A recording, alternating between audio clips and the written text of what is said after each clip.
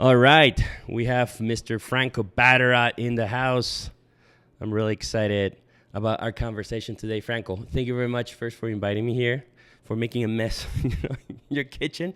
But I have to say, this is kind of a special occasion because this is the first time that I'm doing this one-on-one in-person interview with this new equipment thing. So thank you. I'm your test subject. Yeah, that's what I was going to. I didn't want to say that you're my guinea pig. Crash test dummy.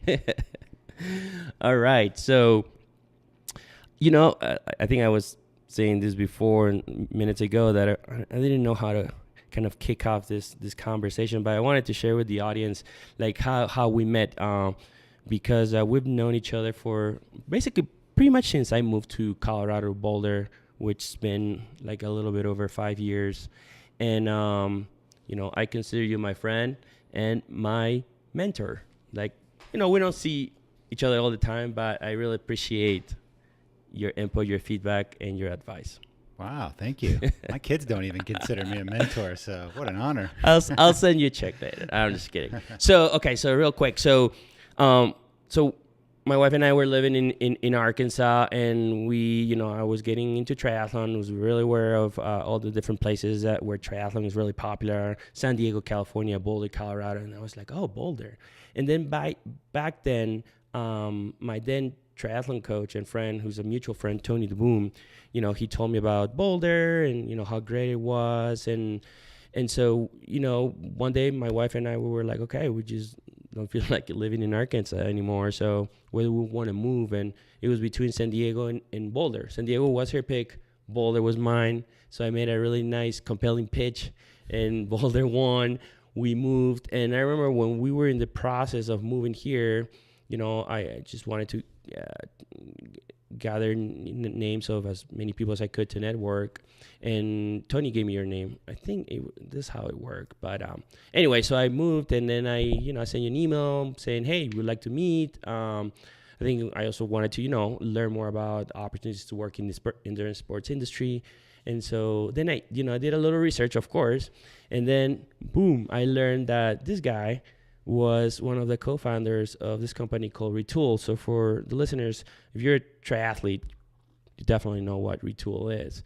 But if you're not familiar with the name of the brand, and Franco, correct me if I'm wrong, Retul is a software that is used for all things bike fitting. So it brings the experience of a bike fitting to a next level in the sense that it's much more accurate, and that gives and provides a much better experience for the rider.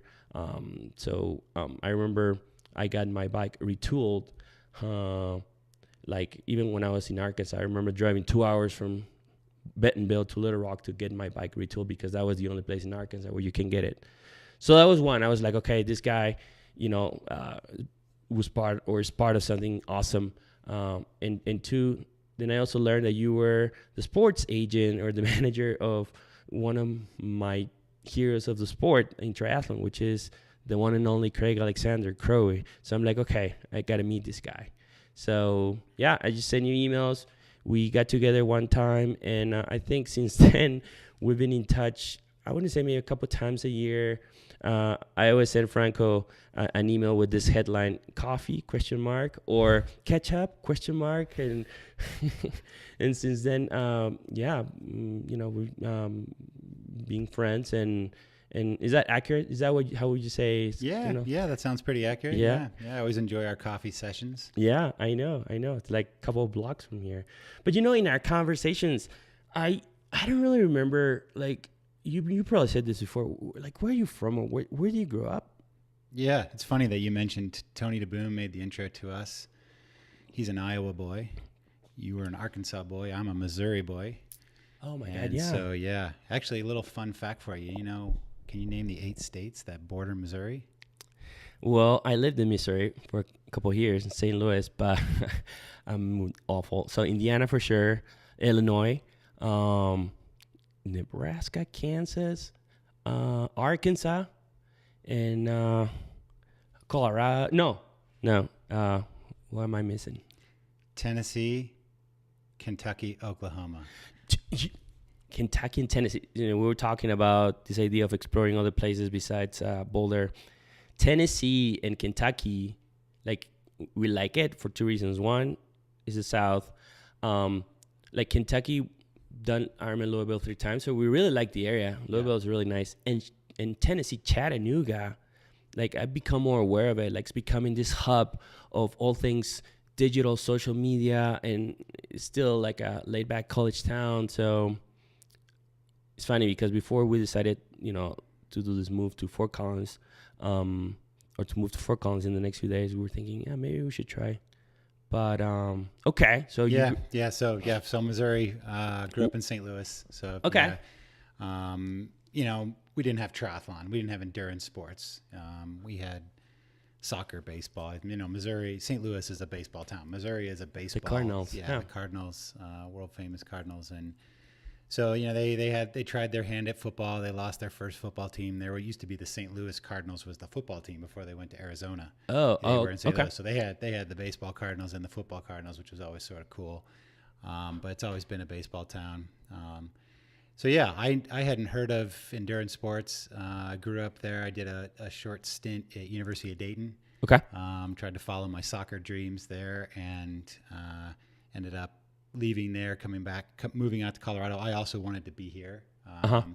So I sort of waited for the right opportunity. I switched schools, finished out at the CU system, and moved here in the middle or end of 1995. Okay. And then finished school here. Took my first job out of here that took me to Park City, Utah. I was sort of a sales rep of sorts, and I had sort of a Rocky Mountain territory, so I had to move to Utah, lived there, got married there, then started working, left that little sales thing and went and got into marketing, sort of found my first real love in my career, and it was for a ski manufacturer, an OEM called Skier's Edge. So they make this little dry land training machine. I saw that, yeah. That goes like that. And so I was in marketing. They were doing, this was before websites and all that stuff. So, social media was, Zuckerberg wasn't even born yet. So probably. So I did that. We did a lot of print advertising, but that was the first taste I got of sort of the sports business. I was on the marketing guy. We built the brand around ski teams. Got it. So I got my first taste of like doing endorsement deals with ski teams there on behalf of this manufacturer.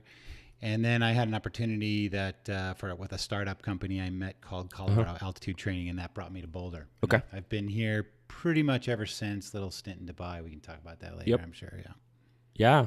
Okay, cool. And I'm a Missouri boy, and I'm a red guy. And they can say you could take the boy out of the Missouri, but never take the Missouri out of the boy. So I even though I live in Boulder, I still like fried chicken every once in a while. And yeah. Did you ever try what is it? They have like the fried ravioli. Oh, dude, toasted ravioli. Yeah. It's a St. Louis legend. Yeah. I think I tried that a couple of times, and it's a funny thing. So when I lived in St. Louis, because I used to work for Nestle Purina, so they had the headquarters there. I lived there for a couple of years, and funny thing about the Cardinals, because St. Louis, you're right, it's huge on all things Cardinals and baseball. I would go to all these games so many times, like, for free. And one time go to this game with my then fiance, now wife, with Amy. And I think there's this game where that day the Cards scored the perfect game, or I didn't know what was happening. People were going crazy. Amy was going crazy, and she was like, "Didn't you just realize what just happened?" I was like, "Oh my God, I just want another beer." Yeah. So I never really got into baseball or football. Of course, soccer growing up in Peru, but and some basketball. But but it was always an awesome experience to go to the Cards game. So and the arch and all that. I mean, I think people that grow up in St. Louis are really. I'm really proud of it. I love going back. I love the city. I'll always be a Cards fan. Yeah. I went to the Avs game, Avalanche hockey game with my buddy a couple of months ago when they were playing the Blues, and nothing will ever override the hometown. So, yeah. But yeah, I still have quite a few Midwest habits and sort of ways of thinking that are sort of ingrained in me. And yeah. So one of the things I was just thinking is, okay, you've started several companies. You're like a serial entrepreneur, pretty successful. One question I had was like, do you remember like your first entrepreneurial memory or like your first entrepreneurial project? And I'm talking about maybe when you were a kid or, you know, like a teenager, or when did this, you know, curiosity or idea, you know, to become an entrepreneurship, you know, was born or started? So I don't remember this, but apparently when I was like 5, I tried to go door to door and sell my neighbor's frogs. I guess there was a bunch of frogs I caught in a box, and I tried to go around and sell them. Yeah. So my mom always reminds me of that. And I mean, I guess I always sort of, you know, loved things that were sort of disruptive or made people happy, or, you know, and so I don't really recall a lot of entrepreneurial things when I was growing up. Definitely in college, I started flirting around with some entrepreneurial thinking. But you know, I do remember one specific. So my high school graduation, everybody was asking. You know, my friends are asking for trips or money for college, or you know, the typical things. I wanted my family to give me money so I could throw a farm bash. That's all I wanted. I didn't want anything sort of material, or I just wanted like to have this ultimate bash. My buddy owned a big farm, and so, you know, we settled on, you know, some $200 or something like that. It was pretty low.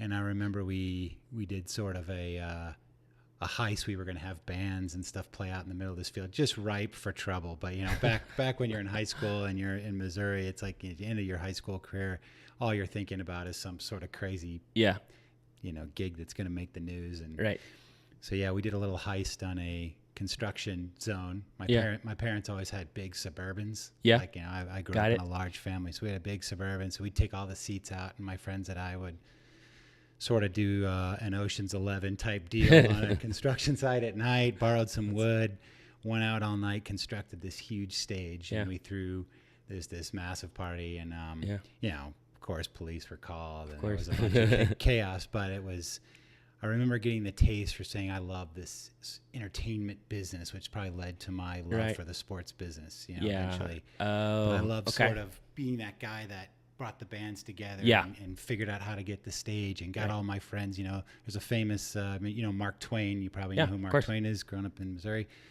So, you know, he has the famous Tom Sawyer and Huckleberry Finn characters who got all their friends to, like, paint the fence. He convinced it was fun to paint the fence. That's what I did on this building the stage. I think we stayed up all night and built it. That's awesome. And by the time the party was there, I was so done, you know, before it even started. But, yeah, I remember that. And then I got to college, and especially in Ohio, and I had to work to sort of pay my way. And so I found jobs off campus, and I started finding some entrepreneurial roots. I'm not really going to disclose it here on this podcast public, but I got into finding, you know, things that I could do business with that I'm not particularly proud of. But it helped me get my start in sort of figuring out sort of, you know, manufacturing to distribution to sales reps to creating brand demand and all that stuff. So I'll write about that in my biography one day when I'm old and I can't get persecuted. That's awesome. It's funny because asking you this question, I thought of, you know, when was the first time that I thought of becoming an entrepreneur? And it was, I remember when I was in senior high, I was an exchange student. So I went to this little town in Kansas, Wakini.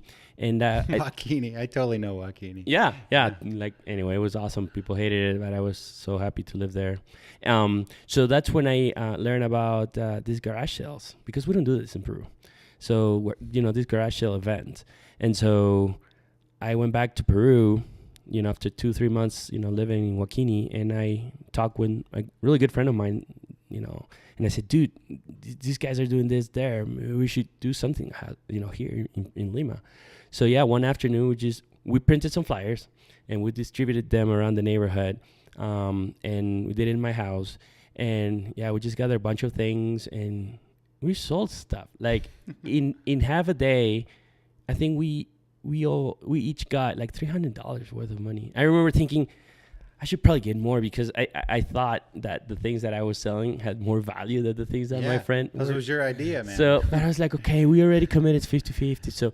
But then after that, I think, you know, this spirit of entrepreneurship kind of went dormant, just because I thought, okay, I think like my path is go to college, get my MBA, follow the corporate route because this is what I'm supposed to do. Yeah, right? Not what I really want to do. Sure. So, but yeah, I mean, I was just thinking about that this morning, and that was a really good gig. Oh, and what did I do with the money? Of course, instead of reinvesting it or anything, I just bought this super sweet skateboard that I've been saving for a real long time because I was skateboarder there back then, and skateboards are expensive. So it was awesome. Every entrepreneur has the, gosh, if I only could have done this different, if I only could have invested here, I should have not spent money on this, capital improvement, and should I put it over here?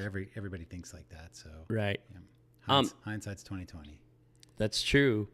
So I wanted to ask you about, like, how did you get involved with Retul? Was Retul your first, I don't want to say like formal business?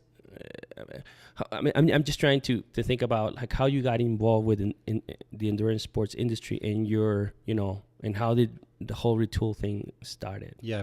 So I was working for that ski company. I met a startup company called Colorado Altitude Training at a trade show. I lent them like an extension cord or something. Mm-hmm. We were setting up our booth, and I started chatting with them. They kind of told me what they did, and I was sort of fascinated by it because I had just started working with these high-performance skiers. Right. And back then, the U.S. ski team had a lot less funding than, say, the Austrian or Swiss ski team. And we worked with a lot of these European teams where they had, the Austrian team was working with Red Bull, and they had huge funding and things like that. So I started becoming fascinated with sort of the sports performance side of things. And that's, of course, what our machine did. We were a dry land trainer, so it sort of helped you, muscles and visualize and all that stuff. And so I lent this extension cord, struck up this conversation, and this company simulated altitude in bedrooms. So they'd go into athletes' bedrooms, convert their bedrooms so they were at altitude. Mm-hmm.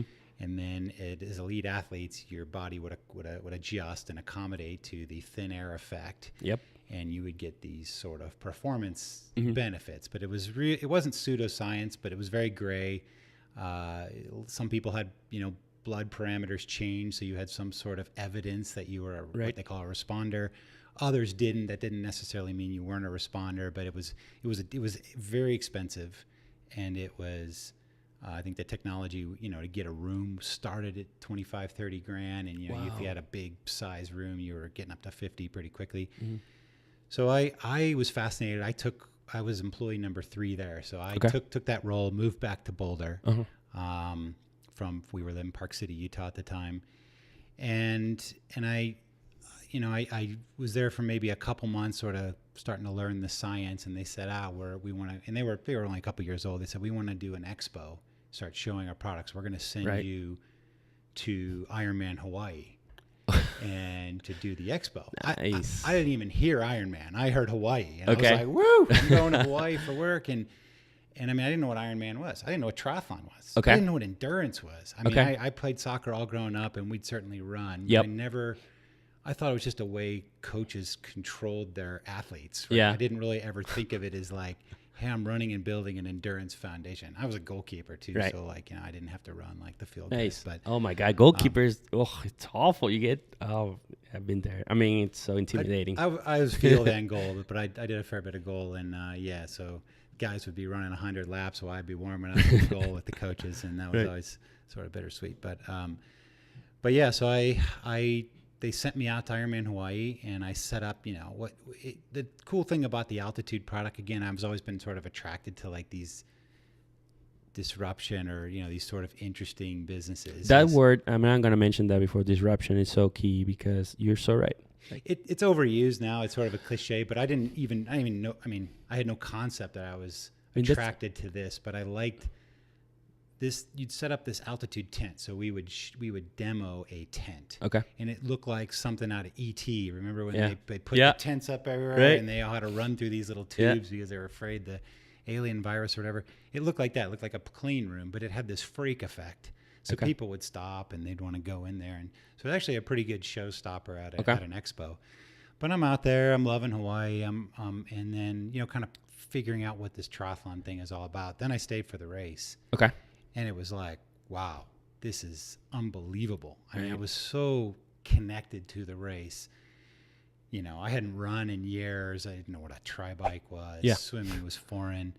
And I watched the race, and I just fell in love with it. And I just essentially since then I have essentially been making opportunity up To go. to stay in it ever since then because of that pivotal moment. What year was that? The first time you went to Hawaii? That was Kona? 2001.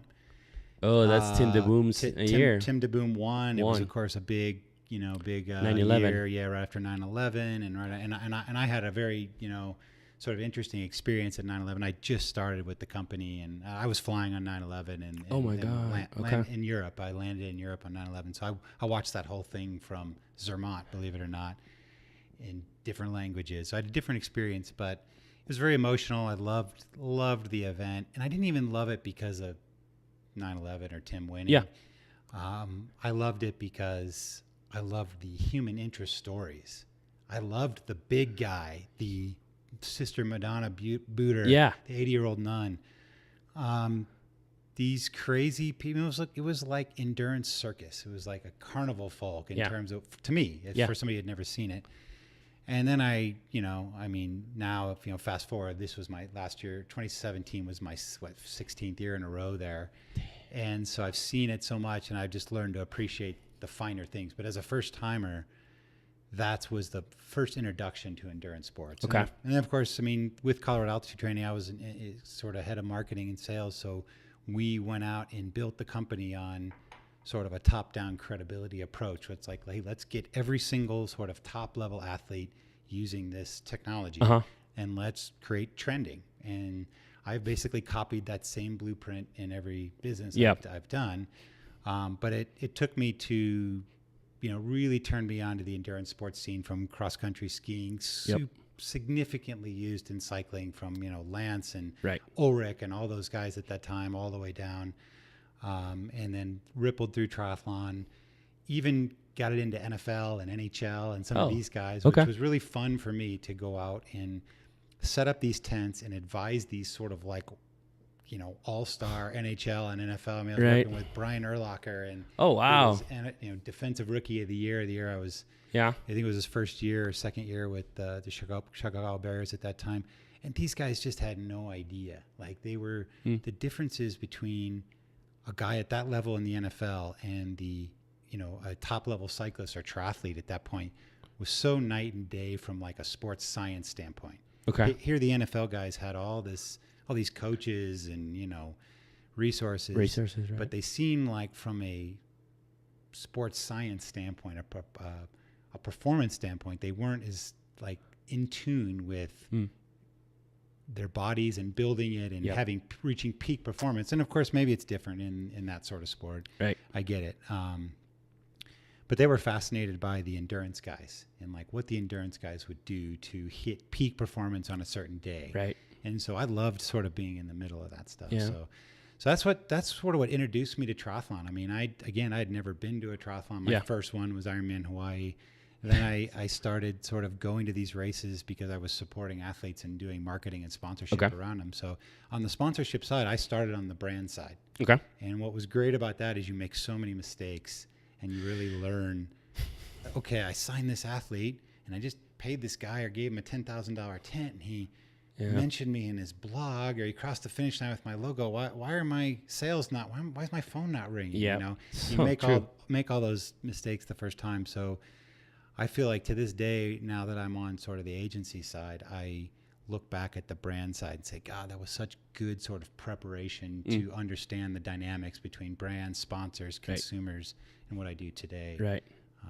But yeah, the Colorado Altitude Training was a great experience for me. And then toward the last year and a half, we released a horse product. Oh, really? Okay. And it was well, we didn't release a horse product. We were tricked into releasing a horse product. We received a fax. We were using faxes back then. Yep. So we received an RFP over our fax machine, a request for proposal over our fax, and it came in. It was blueprints, So we had done, I had done like we'd done a lot of athletes' rooms. We'd come out with these tents where like ship them, set the tents up in athletes' rooms. And for a while they were not working. So I actually had to fly and set everyone up. Yep. And so I would be selling them at airports on the phone, booking tickets to go set them up. And I basically was never home. I just flew around, the tents would ship. But I set them up in all these different athletes' homes, and I really got an understanding of the endurance athlete, because it was mainly age groupers. Right. But from pros to juniors to, but we bid on doing this this entire dormitory in Qatar. In Doha for the Asian Games. They were hosting the 2006 Asian Games. So they did this built it from the ground up. It was called the Aspire Dome, and they had all their athlete dorms in there. So we converted this whole dormitory to altitude. Like every room had specific dial-in settings where they could be at 9,000 feet or 12,000 feet. Wow. In the Persian Gulf. So it was pretty cool. Yeah. That got a little of attention. That caused this RFP to come in, and it was very stealth the way they did it. This was sent in from this doctor from a UK address, and they basically wanted to see how we could convert their athlete dorms in the UAE. Okay. And so I took it back to the engineers. We're looking at it, and it's like, man, they treat their athletes really different over there. Look, these bedrooms have no windows. The floors are sloping. There's a drain in the middle, like a shower. Yeah. They're pretty small. And then we figured out it wasn't for athletes. They were actually wanted to use it for horses. Oh my God. So, so we had to call them up and say, hey, this looks to be for horses, and it doesn't work the same way as it does for humans. We'd have to do little modifications, and they admitted it and said, okay, yeah.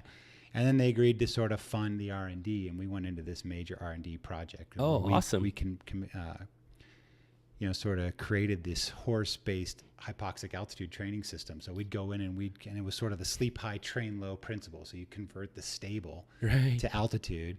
And of course, there's a lot of differences between humans, because like horses can't talk, and they can't, they go to the bathroom in there. And there's gases and things that get in this semi-sealed room that you have to filter out. So there was just a bunch of complications, but we did it. And then that's what took me to Dubai. I see. So I figured out that the guys that wanted this were connected to the royal family in Dubai, and they had stables in the UK and in the UAE. So we started, and we did this experimental thing where we started converting these horse stables. Yeah. And I became friends with the guys, because I was over there, doing all the sales and helping the installers and all that stuff. And then I sort of befriended Sheikh Mohammed, who was the crown prince at that, and he was sort of funding the whole thing. So he was crown prince of Dubai, and then he said, and this was all being done in the UK at first. So they keep all their horses in a place called Newmarket in the United Kingdom. The Queen and everybody keeps their horses there when it gets too hot in the summer. They move everything. I think they fly them in a 747. The horses are living large. So they bring them there. So this was like July 2004. Okay. And then as we were in the UK, they said, hey, we want to continue this project in Dubai. We'd like you to fly and go look at our stables over there. So I was like, okay. I'd never been in the Middle East. Of course, I was like most ignorant Americans. I just thought every place in the Middle East over there looked like, Baghdad. Yeah, of course. And so we flew over there, and we ended up cutting this great deal and doing additional stables in the UAE. And then we started making trips back and forth. And one of the trips, I happened to be there during the Olympic Games in Athens. Okay. And the UAE won their first gold medal. Nice. And it was in skeet shooting. It was like a royal family member, deep royal family member that won it. They had a huge parade. I happened to be there. They knew we worked in sports. They sort of invited us to come along and celebrate this gold medal. And we were sort of friends with the sheik. And long story short is I ended up coming up with this idea. I could see how they reacted with this achievement in sport, Olympic sport. I could see the investment they were putting in the horses. Oh, okay. And that's when I came up with the idea to sort of say, hey, I knew all these athletes. I'd gotten to know all these triathletes, and there was Tim DeBoom at the time was the Ironman world champ. He didn't have a title sponsor. If you remember, he was racing with a blank kit. Yeah, I remember that. Is sort of a way to say, I'm not going not going to sell myself short. Right. Like, it was sort of his way to stand up. So he and I had sort of crafted this idea as this was going on to pitch to Sheikh Mohammed about coming up with a team. And it was sort of the first pro team in triathlon, the big pro team. That ended up becoming Try to Buy. And so I pitched it to him during this sort of hype period around the Olympics and when we were doing work over there. And he agreed, and that led to the formation of that team.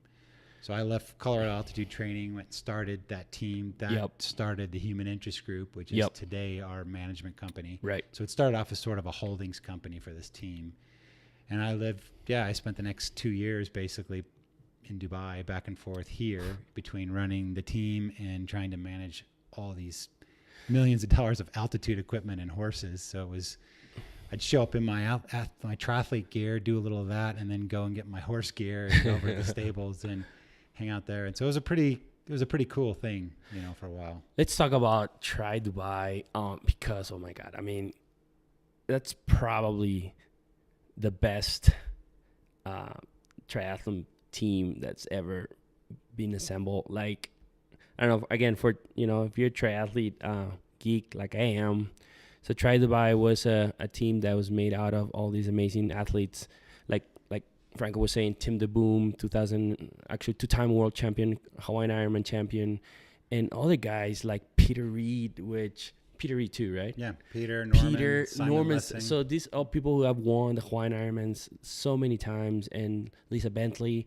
I mean, Cameron Brown, like Chris Lee, and then Crowe too, right? Crowe. He was like the second phase. He was year 2, yeah. So I mean, it was a lot of those guys were guys that I had developed relationships with because of altitude. They had all bought altitude tents. That's how I met Tim de Boom and Peter Reed and Norman and Chris Lee. And Tim was really helping me at the beginning, but he was pretty busy, with being the defending champ and everything. And then, well, I guess he wasn't at 2003. Who was it? Norman. Yep. 1, 2, 3. And then Chris Lee really stepped in and helped me put the finishing. Since I'm a geek, Peter Reed, the last time he won, Peter Reed and was then Norman, 2003. 04. Yeah, right. You're right. Norman 04. And so Chris Lee really helped me sort of put the finishing touches. But what was cool about the team is that nobody had heard of Dubai back then. Yep.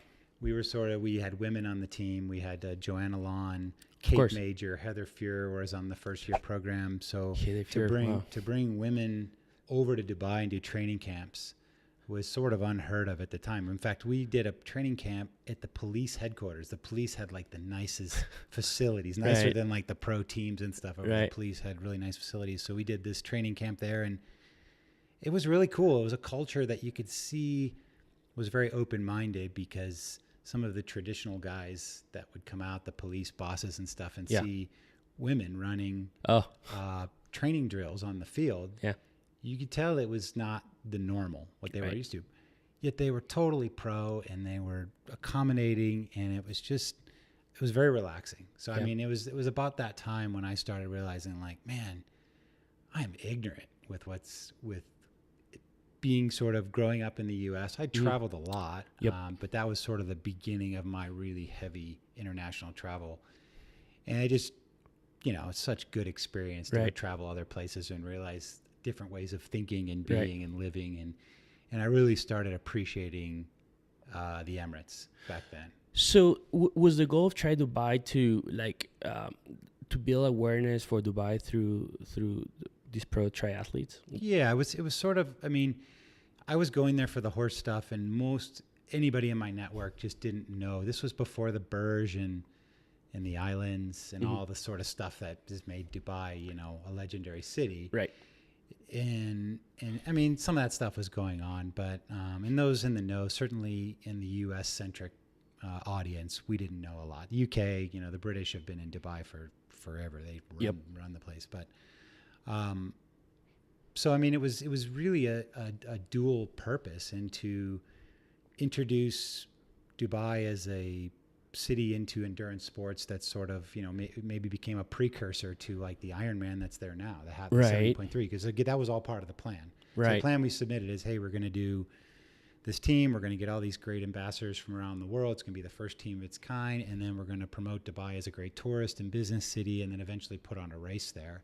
That was the idea. Okay. So that's how it was pitched. And it was you know, I mean, you look back, I think I was 28 or 29 when I was doing that. And, shit, I just, you know, you look back and you see all those different mistakes you made back then. But we also had a lot of success too. We won everything. We won all these Ironmans all over the world. We went 1, 2, 3 in Kona in 2006. And then it sort of launched, you know, became a new platform. I think the Abu Dhabi team and Norman's Dresdner Bank and those German teams. And then, you know, eventually to all the other teams, including Bahrain team today, which is very similar. They've gotten all the top guys, and it's calling a lot of attention to Bahrain. There was another one, I think, with Faris also Abu Dhabi. Abu Dhabi. Got it. Yep. Yeah, Team Abu Dhabi. So all those teams were sort of, you know, and Try to Buy wasn't the first team. There was a team way back in the day called J. David. I think it lasted, you know, maybe 6 months or, you know, something like that. And it was before my time. And obviously Timex and teams like that had been around forever, but it was sort of the first sort of big funded, heavy pros. Let's sort of have a mission and tie everybody together into the same umbrella. And it was great. It's launched relationships to this day. Like Lisa Bentley to this day. Yeah. I just feel like is one of my really close friends. She just released a book and we were going back and forth with it earlier this week, all because of that. But it basically introduced me to the world of triathlon, and I just have such respect for the people that take on the challenge and do it. And, and especially the people that aren't the triathlon junkies, the people that want like a life change. And that's why I called the company Human Interest Group, because it's like I like sort of the human interest element to the sport, to the lifestyle. Not really the sport, the lifestyle. Yeah. Okay. That's awesome. Yeah, it's funny because like, I don't know, like I know there are other professional triathlon teams right now, being Bahrain, I don't know how to say it.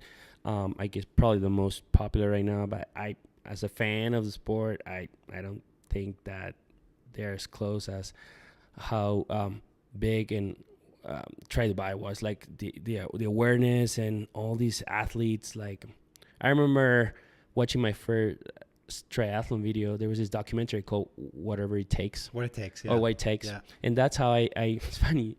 That's how I became aware of Tony, because I knew about Tim the Moon, and then I see this guy, the brother, right? And then I was like, okay.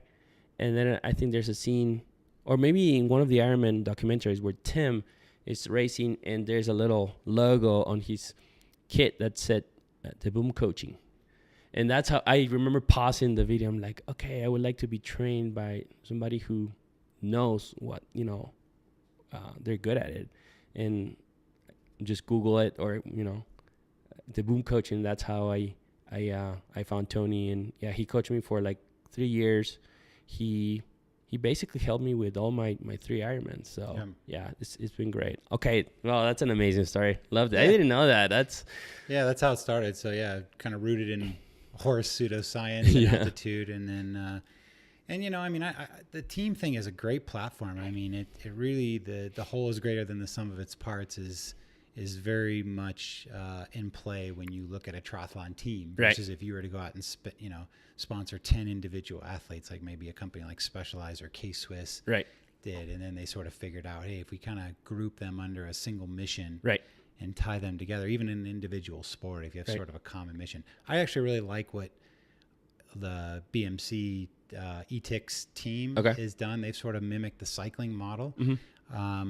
It wouldn't be my first choice, but man, big respect to the fact to the Bob DeWolf and his crew that have been able to keep that together for so long. And sort of deploy that model, because it really is very anti-triathlete. You know, triathlon's an individual sport. Pros are sort of, you know, defined by their sponsors and their performances, and they kind of all have sort of this custom makeup of their gear and their support. That's true. And yet Team BMC has done it, and which is, you know, sort of a Euro thing, is to sort of kind of do more like, hey, we're all going to use the same equipment.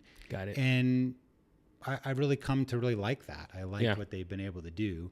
I think when you're a Bahrain or Try to Buy, or this sort of team, when you kind of have a top title sponsor, you can really get sort of the top athletes, because you're not needing to buy them out of everything, and you don't worry about conflicts of interest other than against that title. But you really have, what I learned from year 1 to year 2 and Try to Buy and at Retul and at Human Interest Group and everything I've done is it's like so much about synergy.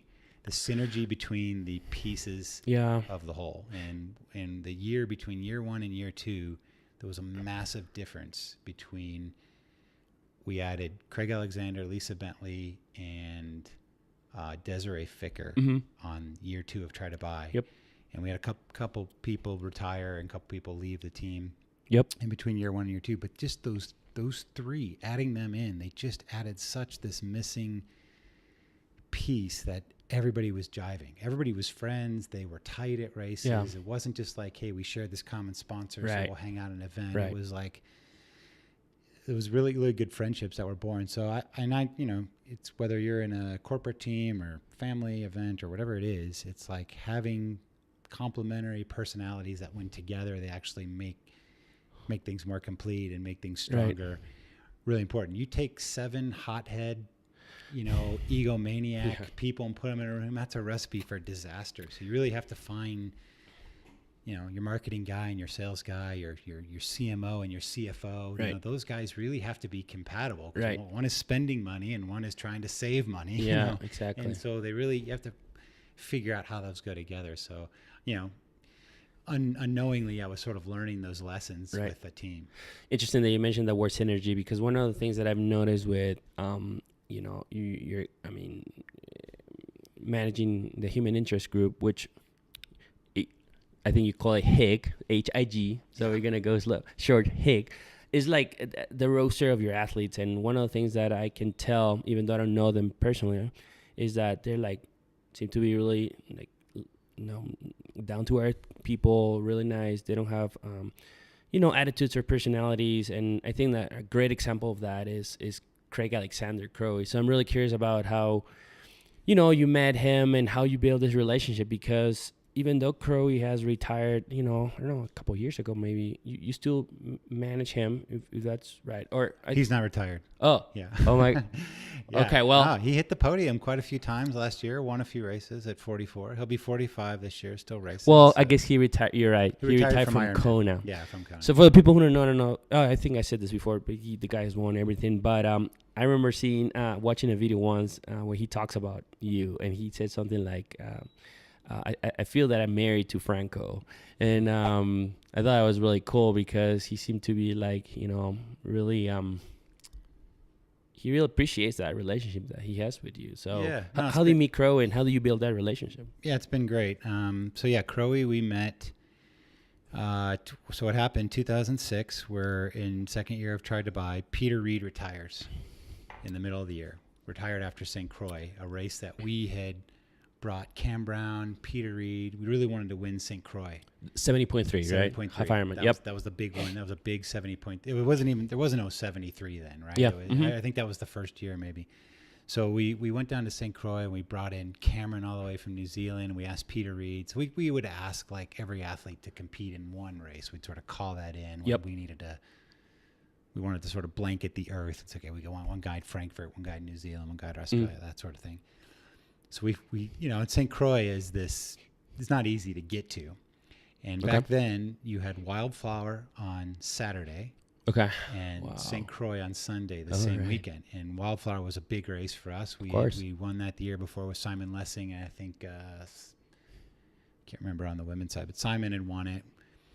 And this was one of Tony DeBoom's greatest heroic stories. I mean, this shows the Ranger and Tony DeBoom.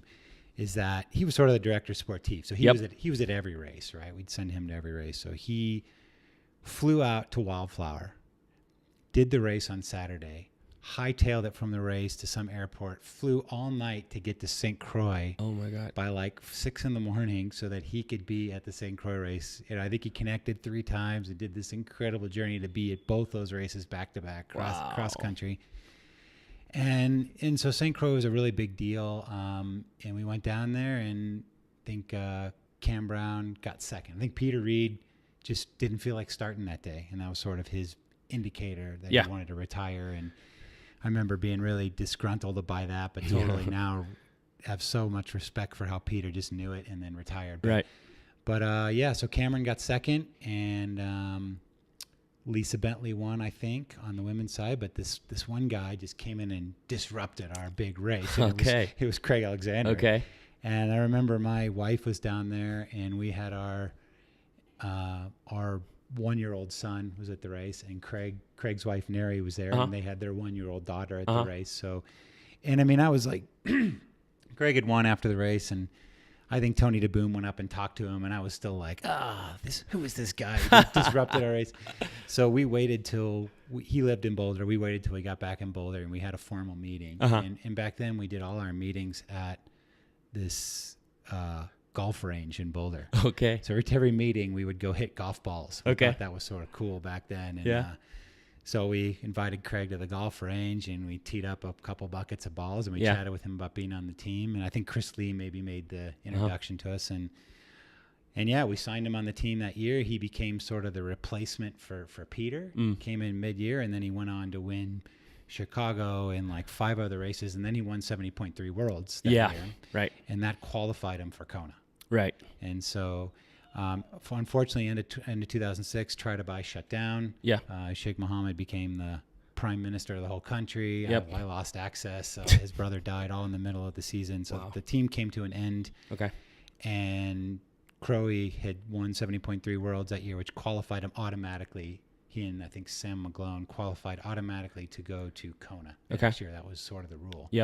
Back then. And so yeah, Try to Buy dies. That was 2006. 2007, we started Retul that year, and Craig and I had stayed in touch. And I had actually reached out to him to become sort of the first ambassador of Retul, because he was going from this sort of back then, which was considered sort of the short course bike setup, mid distance bike setup, to needing to be more conscious of his bike fit going into Ironman. Right. So he became our first sort of ambassador, spokesman. Yeah, I remember that.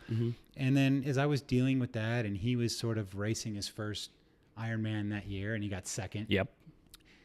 I was talking to him about sponsors, and his wife was trying to manage it for him, and it was just becoming clear it was sort of frustrating for them. And Retul was bleeding. I mean, we were a startup. We were bleeding cash.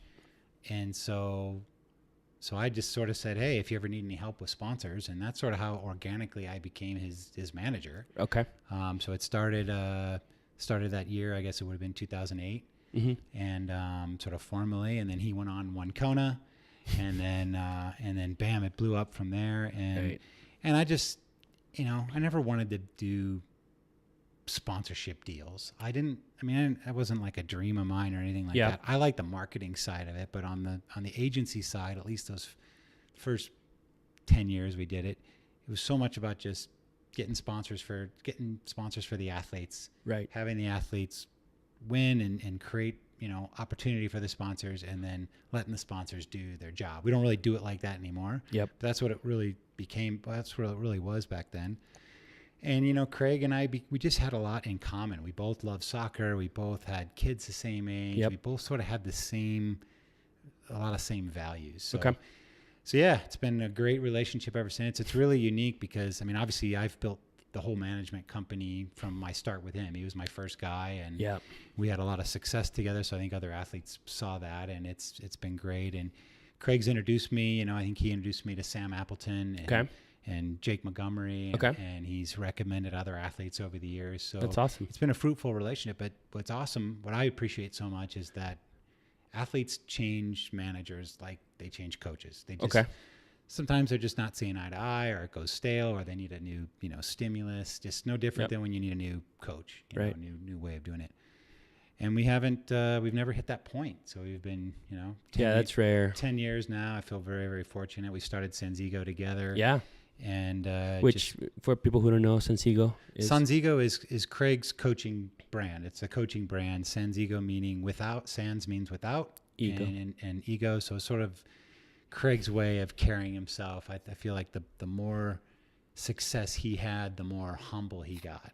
The more he appreciated every win. I think to this day, if you ask him what was your greatest race, and it's hard for him to answer that, but I know Melbourne 2012 is up there. 2012 was not a year he won a world title, but it was the first race after his course breaking, record in 2011 winning Kona. Right. And it was the modern day iron war between Cam Brown and Crowe at a local race that was downtown Melbourne, just amazing. And he had to just he had to go so deep there. Yeah. I think that was one of his greatest races. So it's it's been really great. And Crowe has been like super influential in, like, for instance, not only, for instance, helping to build a brand like Retul, because I remember that's one of the reasons why I became aware of Retul, but also like even Newton running shoes. I remember I bought my first pair of Newton shoes because I'm like, okay, this guy just won his Hawaiian Ironman. I think it was 2007 maybe or 8. 2007 was his first race. He got second there. Okay. Yeah. So maybe it was... I don't think he raced in Newton's there. Yeah, maybe it was 08. Yeah. And I was like, okay, these shoes look awful. They're super bright. What's going on? But I'm curious because this guy just won the race by wearing these shoes. So, I don't know, 10 years later, I still wear Newtons, and I'm proud ambassador. Yeah. So anyway, but this is awesome. This is an awesome story. So I'm curious about asking you a couple of questions related with business, and I'm gonna borrow this question from Tim Ferriss. I'm reading one of his books. It's called Tribe of Mentors. So he basically reached out to a bunch of people, super successful people, and asked them a bunch of questions, and they send their answers. And one of their questions is, what's one of the best investments that you've ever made? And we're not only talking about money, but like, I don't know, time, energy, learning a new skill. Is there something that you can think about? I think overall, I've just really value face-to-face interactions. So much. We're in this world where you do so much by email, or now you can sort of get the quasi face-to-face through Skype and these sorts of deals. But I think investments that I've made, there's not really one in particular, but I will invest to go fly to meet somebody before there's a business justifiable reason, before I feel like there's a deal and we just need to put the finishing touches on it. I will, that's sort of how I met the guys in Dubai. I went over there on a blind date. A couple years ago, we started a team called Team Bravo. It was a partnership with Coca-Cola in Brazil and a friend of ours, and that relationship started with a blind date.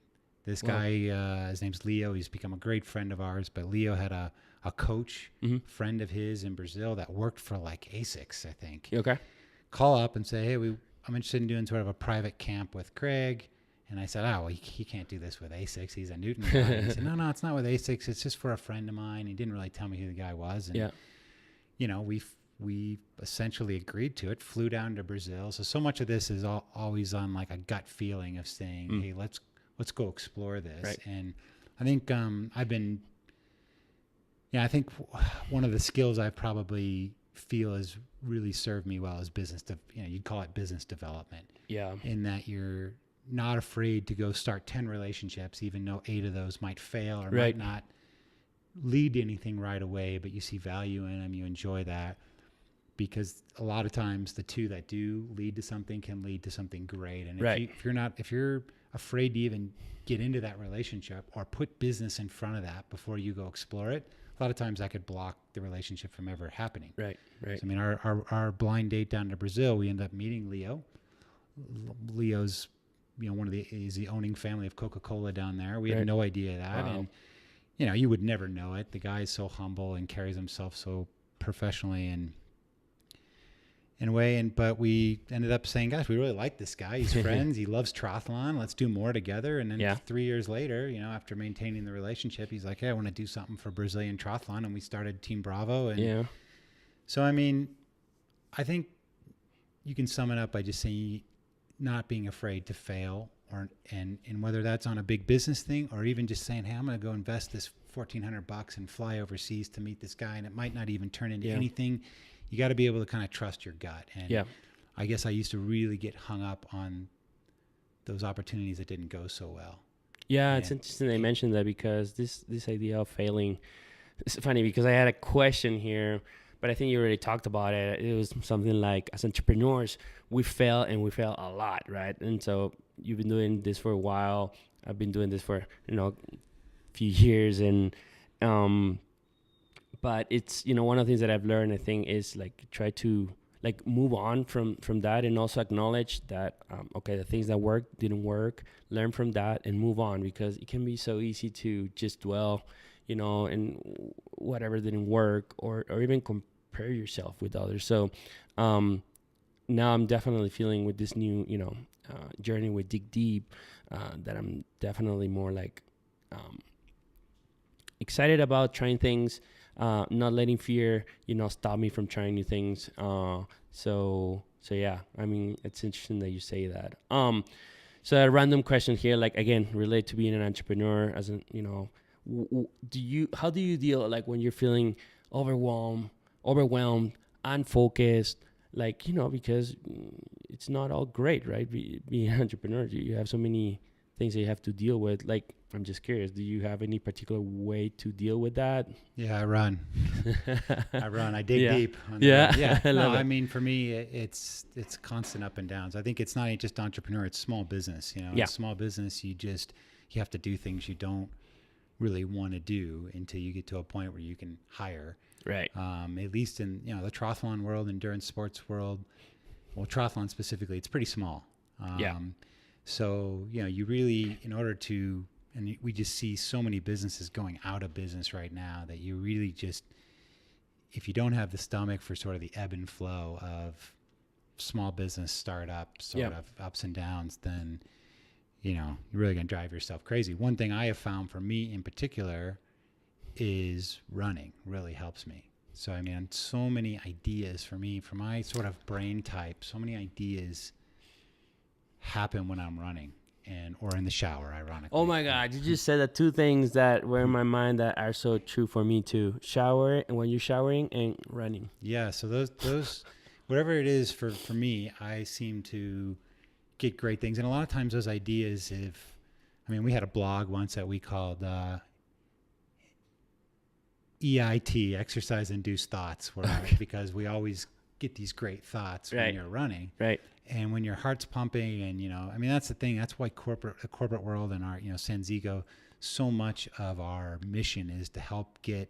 We don't want the guys that want to go necessarily win their age group. We do. Right. We love those guys because they're driven and they are very much like Crowe and the coaches. But we really like the guys that say, "Hey, I just want to get some balance in my life. Right. I'm working so many hours. Right. And because once they sort of get on this routine and this consistency with doing a little bit of training and pushing themselves, for me, it just seems to make all the ebbs and flows sort of, it tones them down. Yeah, of the business.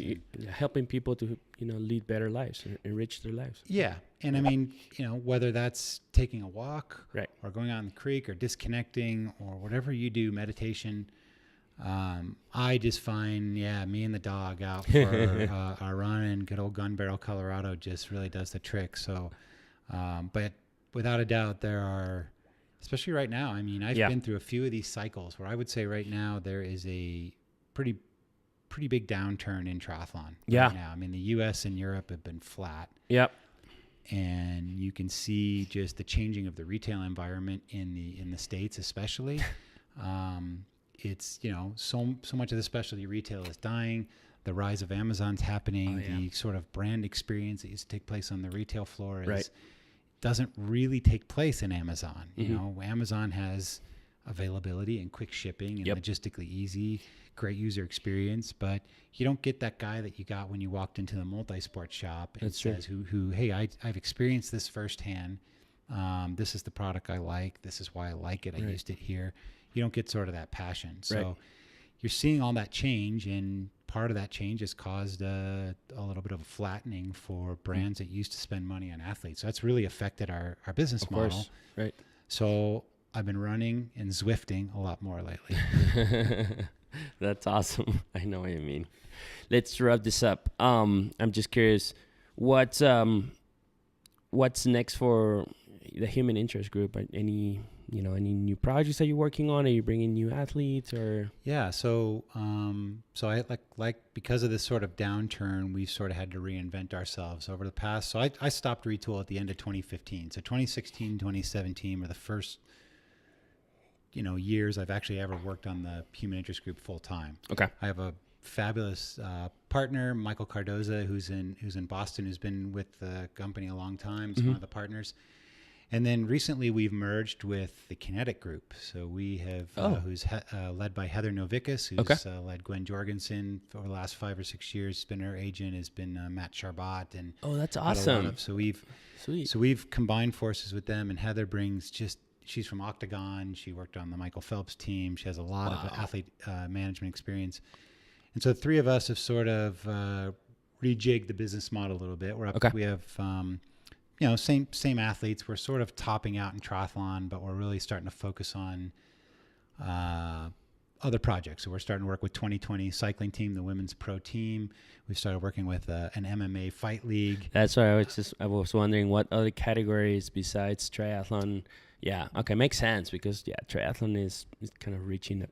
Yeah. Well, we love triathlon. It's our roots. But we have deep roots in cycling with some of my background, and we really like some of the opportunity in front of us now, especially as it caters to women. Yeah. The women's movement stuff. We have we've managed Rachel Joyce for a lot of years, who's been sort of a leader in the women's movement. She's got some incredible ideas in sort of career 2.0 that we're helping her with. And so we have some new projects. We've signed Morgan Pearson, who just got 7th in Mooloolaba, young USAT athlete. We started working with Kevin McDowell, Tiago Vignal, the first Brazilian athlete. Brazilian top South American last year.